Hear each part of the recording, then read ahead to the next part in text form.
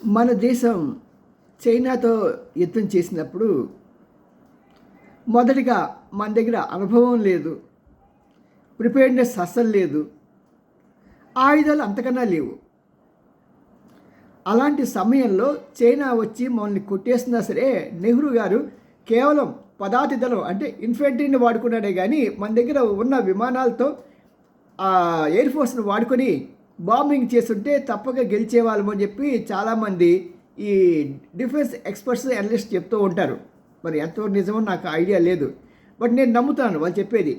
ఎందుకంటే ఎయిర్ ఫోర్స్ని ఉపయోగించకుండా కేవలం ఇన్ఫెంట్రీని వాళ్ళు వాడుకుంటే ఏమవుతుందంటే, ముందు ఇన్ఫెంట్రీ వెళ్ళటానికి ముందు ఏం చేయాలంటే యుద్ధంలో ఈ మన ఎయిర్ ఫోర్స్ వాళ్ళు ఏం చేస్తారంటే కార్పెట్ బాంబింగ్ అంటారు. మన ఇంట్లో కార్పెట్ మొత్తం వచ్చి వచ్చేవరకు ఎలా పరుస్తామో అలాగా వాళ్ళు వెళ్ళే భాగాన్ని మొత్తం ఈ బాంబులు వర్షం కురిపించేస్తారు. అంటే అక్కడ ఎవడు ఏ విదేశీ సైనికుడు ఉన్నా సరే వాళ్ళు మొత్తం చనిపోవడానికి అవకాశం ఉంటుంది. అది అయిపోయిన తర్వాత అప్పుడు ఇన్ఫెంట్రీ ముందుకెళ్తుంది.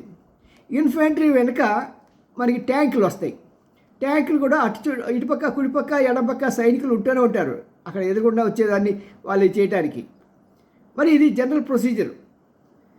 ఇక్కడ ఏమైందంటే ఆ సమయంలో నెహ్రూ గారు ఎందుకో మరి పాకిస్తాన్ మీద చైనా మీద కేవలం ఇన్ఫెంట్రీనే వాడి ఆఖరికి మన సైనికులకి షూస్ లేవండి, షూస్ లేకుండా యుద్ధం చేశారు. ఎంత గొప్పవాళ్ళు మనం. ఓడిపోతే ఓడిపోవచ్చు కాక ఎంతోమంది ప్రాణాలు కోల్పోయారు.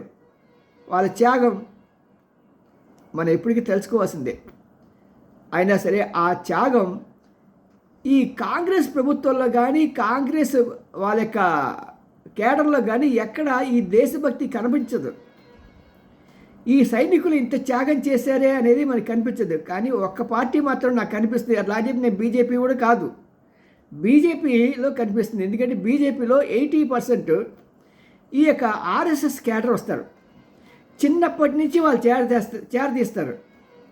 చేరదీసి పిల్లల్ని వాళ్ళకి భారత మాత గురించి, ఛత్రపతి శివాజీ గురించి, రాణా ప్రతాప్ గురించి, ఇలా ప్రతి ఒక్కరి గురించి వాళ్ళకి హృదయాల్లో భారతదేశం మన ఇది మాతృభూమి, దాన్ని ఎలా రక్షించుకోవాలి, దానికోసం ఎలా పాటుపడాలి అనేది వాళ్ళ మైండ్లో బ్రెయిన్ వాష్ చేసేస్తారు.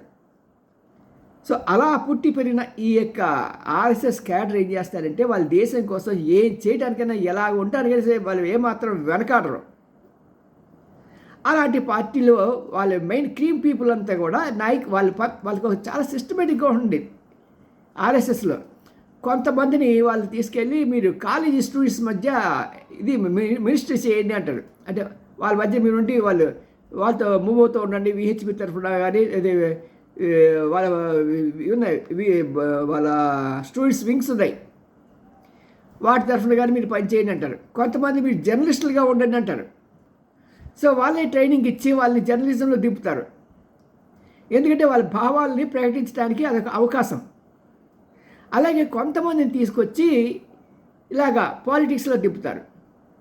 ఈ పాలిటిక్స్లో దింపిన వాళ్ళు నిజంగా వాళ్ళు ఎంతటి త్యాగానికి సిద్ధమవుతారు. కక్కుర్తి పడే బ్యాచ్ కాదు.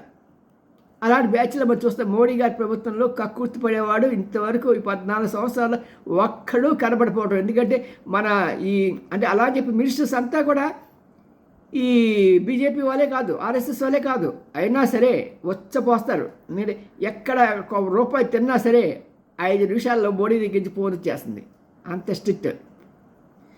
మరి అక్కడ ఏమిటంటే మనకి 1965లో ఏమీ లేకుండా మనం ఎందుకు యుద్ధం చేయాలి? అక్కడ పక్కన వాడు చైనా వాడు మన స్థలాన్ని ఆక్రమిస్తున్నాడని ఆక్రమించుకుని అక్కడ ఏముంది, లడఖ్లో ఏముంది, అరుణాచల్ ప్రదేశ్లో ఏముంది, తీసుకుని పోని అనేంత నిర్లిప్తత ఉన్న నాయకులు జవహర్లాల్ నెహ్రూ కానీ అలా ఉండేవారు. కానీ 1960 యుద్ధంలో నెహ్రూ చనిపోయిన తర్వాత లాల్ బహదూర్ శాస్త్రి ఆయన ప్రధానమంత్రిగా వచ్చాడు. ఈయన మాత్రం చాలా నిఖార్సైన వ్యక్తి. అప్పట్లో మనకి ఆర్మీ చీఫ్గా జేఎం చౌదరి ఉన్నాడు. ఆయన 1900 సెప్టెంబర్ 20 తారీఖున 1965లో మనకి ఈ యునైటెడ్ నేషన్స్లో 2011 తీర్మానం తీశారు. దేనికోసం? అప్పటికే యుద్ధం స్టార్ట్ అయిపోయింది. పాకిస్తాన్ మన మీద దాడి చేసింది. ఎందుకు దాడి చేసింది? ఆల్రెడీ చైనాతో ఓడిపోయింది కదా, మనతో కూడా ఓడిపోతుంది. చైనా కన్నా కూడా మనం జబర్దస్త్ కదా అనే వ్యూహంతో దెబ్బతిన్న కుక్క కాబట్టి ఆ కుక్కని మనం ఇప్పుడు ఈజీగా చంపేయచ్చు అని వాళ్ళు మాట్లాడుకున్నారు.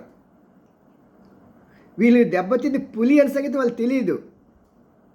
ఈ దెబ్బతిన్న పులికి కొంత రిలీఫ్ వచ్చింది, కొంత ఆయుధాలు సమకూర్చుకోవడం అవన్నీ. కానీ అప్పటికీ మనకి 1965 యుద్ధంలో మనకి ఏ దేశము ప్రపంచంలో అండగా లేదు. మన యుద్ధాన్ని సమర్థించి మన వైపు ఉన్న ఒక మంచి మాట చెప్పిన వాళ్ళు కూడా ఎవరు లేరు. ఆఖరికి రష్యా కూడా మన వైపు లేదు. 1965 సంవత్సరంలో రష్యా కూడా మనతో లేదు, తటస్థంగా ఉంది. కొన్ని సమయాల్లో మీరు యుద్ధం ఆపండి ఆపండి ఆపండి అన్న తీర్మానాల్లో రష్యా కూడా ఓటేసింది. ఇది ఒక పార్ట్. అప్పట్లో మనకి ఆర్మీ చీఫ్గా ఉన్న జిఎం చౌదరి అతని ఏమన్నాడంటే మనం గెలిచేస్తాం, ప్రాబ్లం కాదని చెప్పేసి పాపం చాలా కష్టపడ్డాడు ఆయన. యుద్ధం భీకరంగా సాగుతున్నది. కొన్ని చోట్ల విజయాలు మన సైనికులు అయితే లాహోర్ వరకు వెళ్ళిపోయారు, పఠాన్కోట్ దగ్గర కూడా వెళ్ళిపోయారు. సో అప్పుడు మన మినిస్ట్రీ మన ఉన్న అత్యవసర మీటింగ్ లాల్ బహదూర్ శాస్త్రి ఏర్పాటు చేస్తే మనం గెలుస్తున్నాం కదా, ఈ యుద్ధాన్ని ఆపకండి, మీరు ముందుకు వెళ్ళిపోండి అని ప్రభుత్వంలో ఈ మంత్రులంతా కూడా, క్యాబినెట్ మినిస్టర్స్ అంతా కూడా ప్రోత్సహించారు లాల్ బహదూర్ శాస్త్రిని. కానీ లాల్ బహదూర్ శాస్త్రికి ఎక్కడో తేడా కొడుతున్నది. ఏం తేడా కొడుతున్నది? అప్పట్లో మనకి 2-3 సంవత్సరాలుగా వర్షాలు లేక దేశం మొత్తం మీద చాలా తినటానికి తిండి లేని పరిస్థితి. మనకి గోధుమలు అమెరికా నుంచి రావాల్సి వచ్చేవి. అందుకని లాల్ బహదూర్ శాస్త్రి అన్నారు కదా, మీరు కనీసం శనివారం ఒకరోజు భోజనం మానేయండి అన్నారు. అసలు ఆయన చెప్పాల్సింది ప్రతిరోజు రాత్రి భోజనం మానేయండి అని చెప్పాల్సింది, అది చెప్పలేక పాపం పెద్ద మనిషి కనీసం సాటర్డే ఒకరోజు మీరు అన్నం తింటే మానేయండి, గోధుమలు తింటే మానేయండి అని ప్రజలు విజ్ఞప్తి చేశాడు. పాపం అప్పట్లో చాలామంది పాటించారు. అప్పుడు ఉప్మా రవ్వలు అలాగే రకరకాల టిఫిన్లు చేసుకుని తిన్నారు ఆయన మాట గౌరవంతో.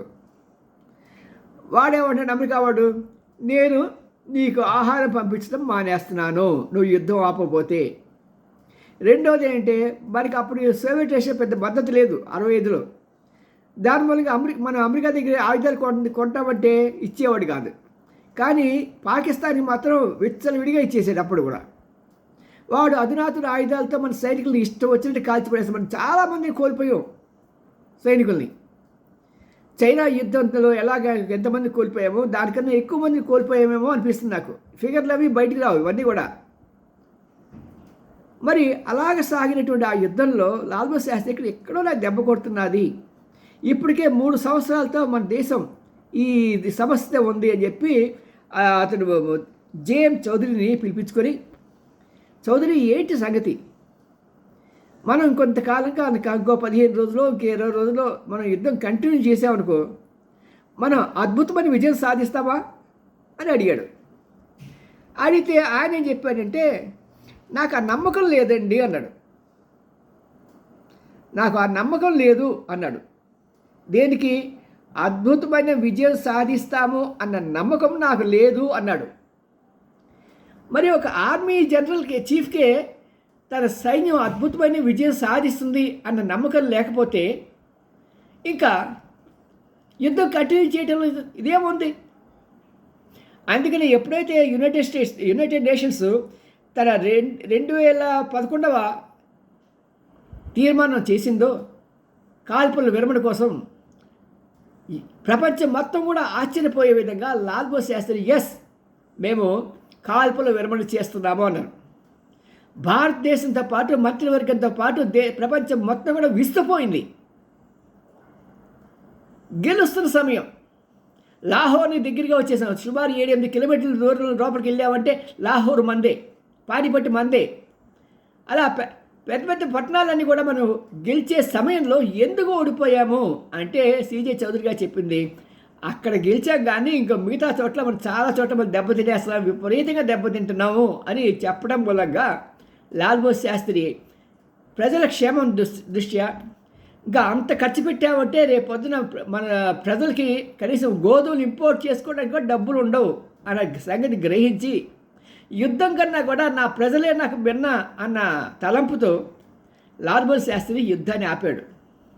కానీ ఈ రోజున బీజేపీ పార్టీ కానీ ఇంకా ఏ పార్టీలు కానీ వాళ్ళకి తెలిసి తెలియకుండా ఇష్టం వచ్చినట్టుగా వాళ్ళు కాంగ్రెస్ పార్టీయే మంచి గెలుస్తున్న సమయంలో ఈ యొక్క యుద్ధాన్ని ఆపారు అని చెప్పి వాళ్ళు అంటే ఈ అనలిస్టులు చేతి చెప్పిస్తూ ఉంటారు. ఒక అబద్ధాన్ని మాటి మాటికి చెప్పిస్తూ ఉంటే అది నిజమేమో అనుకొని కొత్త తరం వాళ్ళ నిజమే అనుకుంటూ నమ్ముతూ ముందుకెళ్తారు. మన మోడీ గారు పెట్టేస్తూ ఉంటారు కదా, 2014 ముందు అసలు భారతదేశం ఎక్కడ ఏ అభివృద్ధి చెందలేదు, మేము వచ్చిన తర్వాతే అభివృద్ధి అని. అలా ఒంటి ఎత్తు ఒకరు పోకూడదు, ఎవరికి ఇవ్వాల్సిన క్రెడిట్ వాళ్ళకి ఇవ్వాలి. నాగార్జున సాగర్ లేదా, ఎన్ని ప్రాజెక్ట్స్ వచ్చాయి మన భారతదేశంలో అంటే కొద్ది ఏమాత్రం సరే మెడ మీద తలకాయ ఉన్నవాడు ఎవడైనా ఆలోచిస్తాడు. ఒకటి ఎందుకు ఓట్లు వేస్తున్నారంటే నువ్వు నిజాయితీగా ఉండి దేశాన్ని కొంచెం ముందుకు తీసుకెళ్తున్నావు అని చెప్పి ఒక ఉద్దేశంతో ఓట్లు వేస్తున్నారే కానీ నువ్వు చెప్పే ప్రతి అబద్ధాలు నమ్మట్లేదండి. ఎడ్యుకేటెడ్ పీపుల్ ఎవరు నమ్మరు, హాస్యాస్పదంగా చూసుకుంటారు. మీకున్న స్టేచర్కి అలా చేయటం మంచిది కాదు.